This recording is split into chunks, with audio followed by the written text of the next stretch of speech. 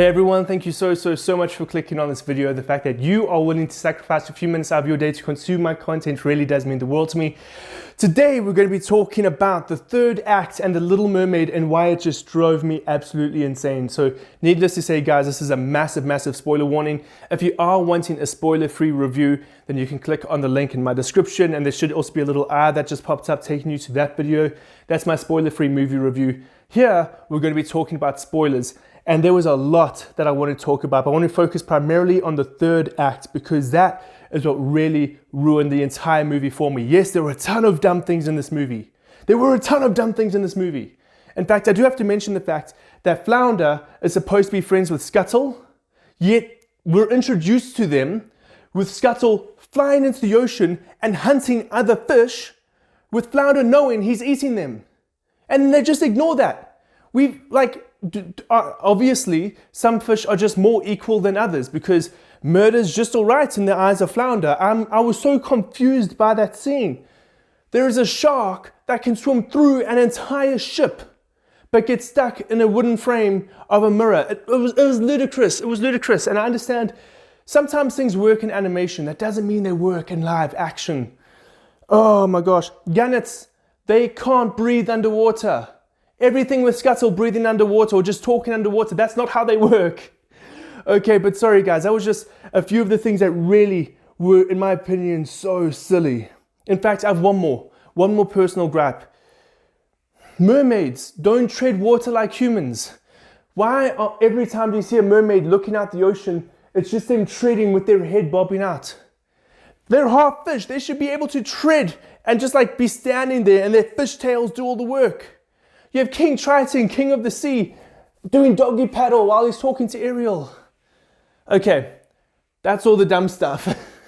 Now the actual video actually begins. So there's one massive issue I have with the Little Mermaid remake that came out right now. And that is the entire confrontation between King Triton and Ursula when they're talking about the deal that was made between Ursula and Ariel. And in fact, this is an issue I think exists with a lot of these Disney live action remakes. They try to twist the conclusion to make it work, and it just doesn't work. And I'm going to use Aladdin as an example of this. In the original Aladdin animated film, the reason Jafar is defeated is because he wishes to be an all-powerful genie. So it's his own hubris and his own, cocky attitude. So it's his own ego that causes him to wish to be an all-powerful genie. And it was Aladdin that tricked him into doing it because Aladdin knows once you're a genie, you're a slave to your master.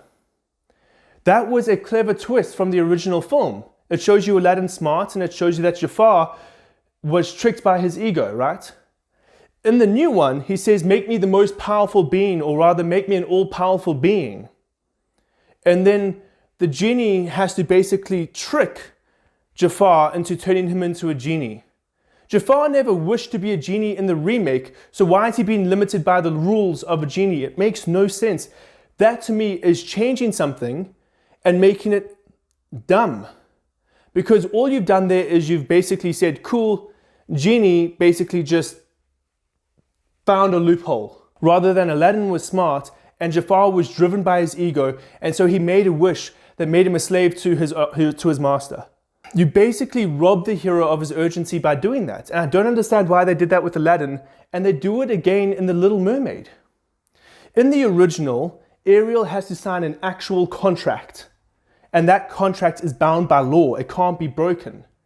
And so, of course, when Ariel fails to fulfill her side of the bargain, Ursula has that claim to Ariel. And when King Triton tries to stop her, tries to save Ariel, he shoots his magic tridents at Ursula, and she's protected by the magic of the contract. In the live action film, firstly, they don't even have a physical contract. It's kind of just like a verbal agreement. But then Ursula goes out of her way to say, yes, I've made Ariel forget about our agreement.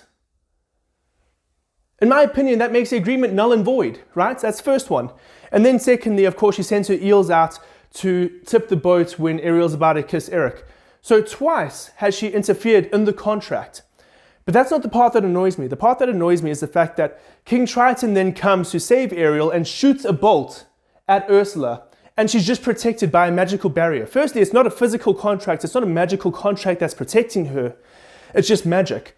And she says, we had an agreement, as if the laws of nature now are protecting Ursula because of their agreement. But it makes no sense because Ursula broke the agreement twice. First, by putting in a clause that Ariel wasn't aware of, and secondly, by sending her eels after her. But now everyone has to act like Ursula's in the right. And this is the thing, in the original film, it showed you how smart Ursula was because she had that physical contract there, the magical contract, and she's not actually breaking any rules. Yes, Ariel did sign that contract. Legally, Ariel is bound to her. In the new film, there is no physical contract. They have a verbal agreement, but Ursula breaks the verbal agreement, but for whatever reason, she's protected by the laws of the contract. It makes no sense. It makes no sense. Please tell me I'm not the only one who's been driven crazy by that. The laws of nature stop King Triton from shooting at Ursula because of an agreement that is actually null and void. It makes no sense.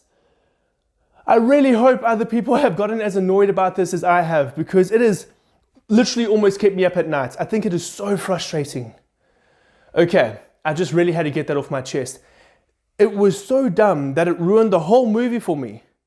Because it's like the laws of nature are protecting Ursula, because Ursula is supposed to be like, yes, we had an agreement, but you broke the agreement. You just lied. So why is nature protecting you? Why are the laws of the deal protecting you when you broke the deal? It makes no sense. It's so dumb.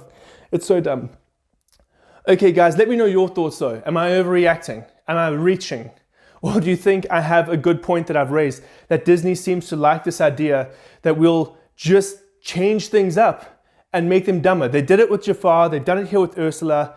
Why do you guys try to rewrite things into ways that don't make sense? It made sense when Jafar wished to be a genie. It made sense when Ursula had an actual contract and didn't make the contract null and void. But you make the villains dumber, you make the movies dumber when you try to rewrite stuff like this. Okay, I really had to get that off my chest.